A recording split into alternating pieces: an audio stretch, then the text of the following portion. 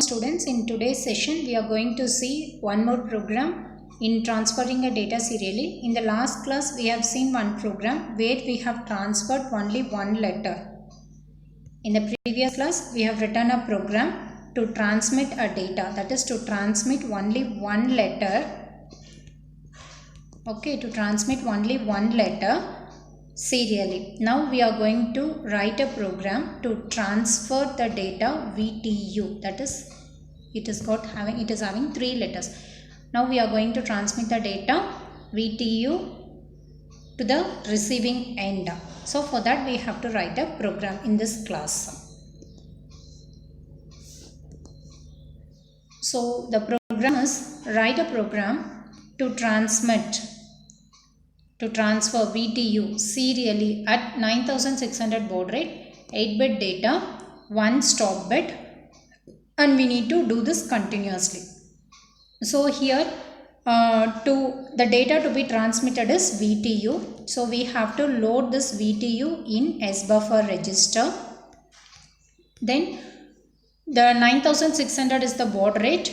So this corresponding to this 9600 baud rate, we need to calculate, and after calculation we got -3.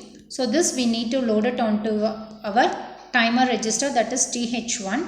Why? Because we are going to prefer 8-bit auto reload. To prefer 8-bit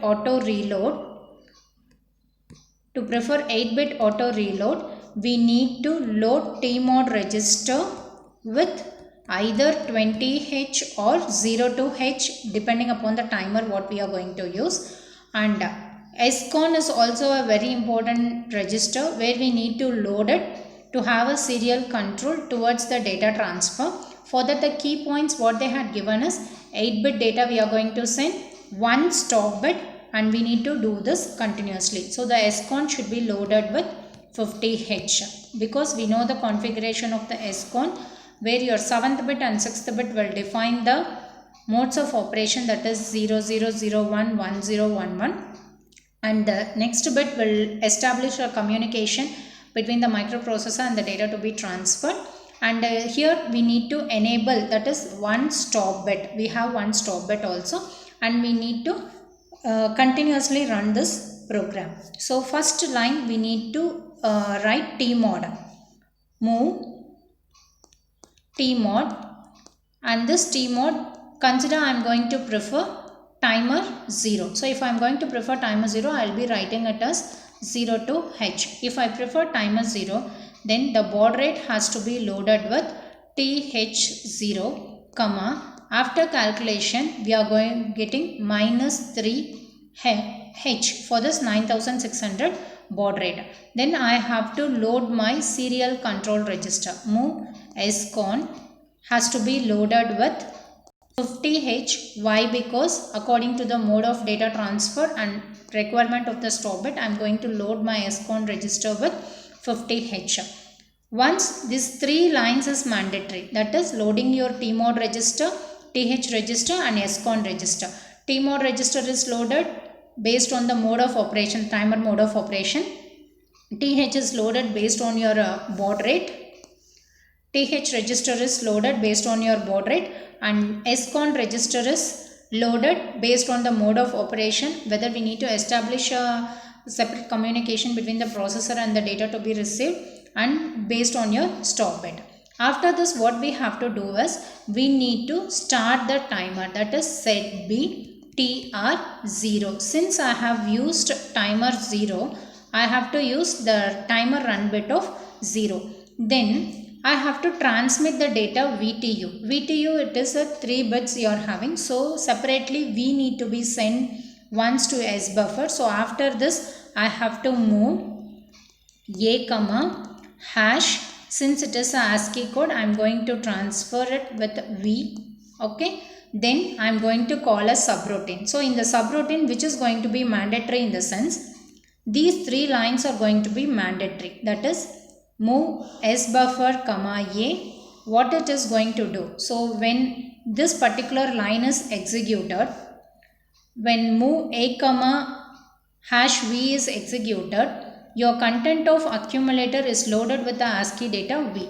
then it has to be display. To display, we need to write the code. To display the letter V onto the receiving end, I have to load this particular V onto my SBuffer register. So I want to write the code SBuffer, comma, accumulator. So when I write this particular line, this line, how it works in the sense, whatever content you have in accumulator, that will be moved on to your SBuffer register. So this is the syntax that we are following for this. Next, after loading the data onto the accumulator, SBuffer register, you have to check for your timing interrupt.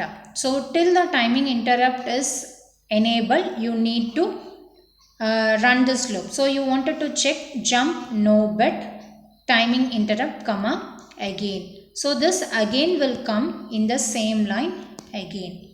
Why? Because till the data is transferred. Once the data is transferred, your timing interrupt will go high. Once it go high, it will come out of this loop and you need to clear your timing interrupt flag. Then return.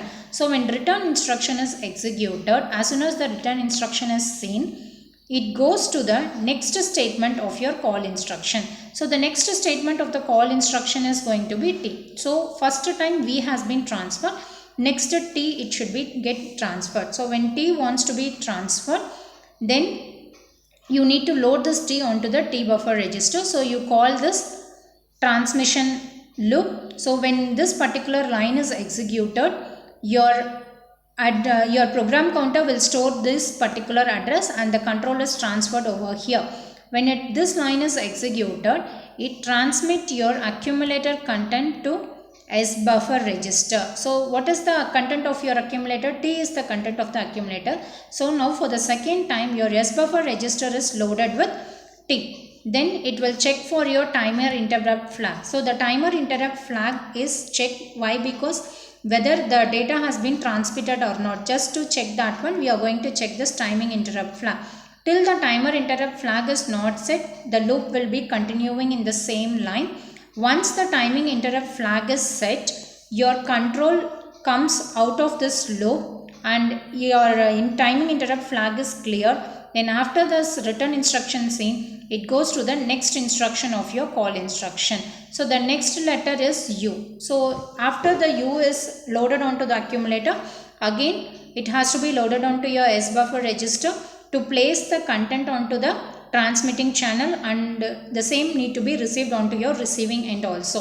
So once your timer interrupt flag is set, your U, it means that your letter U has been received on the receiving end. Likewise, we need to write the program. This is the logic for transmitting the data VTU serially onto the receiving end with a baud rate of 9600 and 8-bit data, 1 stop bit, and it will be continuously. So when you open in a Keil software, when you open the serial window 1, so go to view, you open serial window 1, then in that a window will get opened. So in this VTU, so after some time VTU, after some time VTU, after some time you will receive the data VTU. Likewise, it will be continuously, that is infinite times it will be displaying. Okay, this is how you need to write the program to transfer the data VTU serially at a baud rate of 9600. So next one is, so these are all the steps which we have discussed earlier. That is, the first step is to you have to check your TI flag. First you need to load your TMOD register. Then according to the baud rate you have to load your TH register. Then according to the mode of operation you have to load your SCON register. Once it is done, you need to load your SBuffer register with the data what we need to send. Then you have to check your transmit interrupt flag. Once the transmit interrupt flag is set, you need to come out of this loop. So till the data gets transmitted, the timing transmit interrupt flag will be equal to 0. Once the timer interrupt flag is set, it will come out of the loop. You need to clear your TI flag. for the next data to be next byte of data to get it transfer. So this is how you are you need to write the program. So this is the sequence how you need to follow to write your program. And the same has been discussed. One more, we'll discuss it here. Write a program for 8051 to receive a byte of data. Now transmitting over. Now I have to receive the data. To receive a byte of data, what we need to do? Here also baud rate is given 8-bit and 1 stop bit. Same procedure. You have to load your TMOD register. Then you have to load TH register with the baud rate. Then you have to load your SCON register. The first 3 line is going to be common. So the first one TMOD. So when you wanted to load the TMOD register, you load it with as a particular timer with the mode of operation, that is 8-bit auto reload. So the data will be loaded in the TMOD register is going to be 20. Then with the 4800 baud rate. So before the calculation, as I have shown how to calculate the data to be loaded onto your TH register for a particular baud rate. So in the previous done, we got a calculation for 4800 baud rate. We need to load -6 in TH register. So the second line, move TH1 comma hash -6, because TH1 why we are preferring in the mode of operation. In T mode we have preferred timer 1 register. Okay. Next is your SCON. SCON means 50H you design, because it will be operating at a variable baud rate. Move SCON comma hash 50H. If you are fixing the communication to happen at one particular baud rate, then there should be a synchronization between our two devices. So if that is not going to be there, if that synchronization is not going to be there, then there will be mismatch in the data transfer. So you make the modes of operation to operate at variable baud rate. Then after doing this particular 3 step, the next step is I have to load the data, I have to receive the data, right? So for that I need to transmit. I need to run the timer run bit. TR is nothing but timer run bit. Since I have used timer 1, I have to use TR1. Then jump no bit RI. That is, if I am not receiving, like RI means receive interrupt. If this interrupt is not set, it means that I have not received any information. Suppose if I have received any information, then RI flag will be set. So when it is set, it means that automatically the data is available in the S buffer. Then I need to take back the data to some register to view it. So I have to give the line call move A comma S buffer. While transmitting the data, you will load the S buffer first and then you will be checking for TI, that is transmit interrupt flag. When you receive the data, first you will be checking your receiving interrupt flag, that is RI flag. After the RI flag is set, you need to load the data. Once it is set, means it is understood that my S buffer register is loaded with some data that has to be moved on to some register. So in this particular program, I have loaded my S buffer register data to accumulator, but directly also in accumulator you can see the output, or you by means of, suppose if I wanted to see the output on any port, I can move the accumulator content to my port. Then after the data is received, I have to clear my RI, that is return interrupt flag I have to clear. Since I wanted to receive the data continuously, I am going to give an infinite loop, that is S jump here.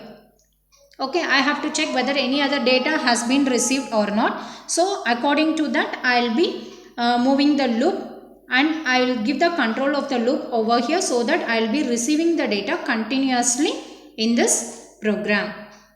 So this is one of the program that describe the receiving of data. So while transmitting the data, you will be checking your TI flag, that is transmit interrupt flag. While receiving the data, you will be checking your receive interrupt flag. So in the next class, we will see what is meant by interrupt, what are the different types of interrupt we have, and what is meant by polling. Thank you, students.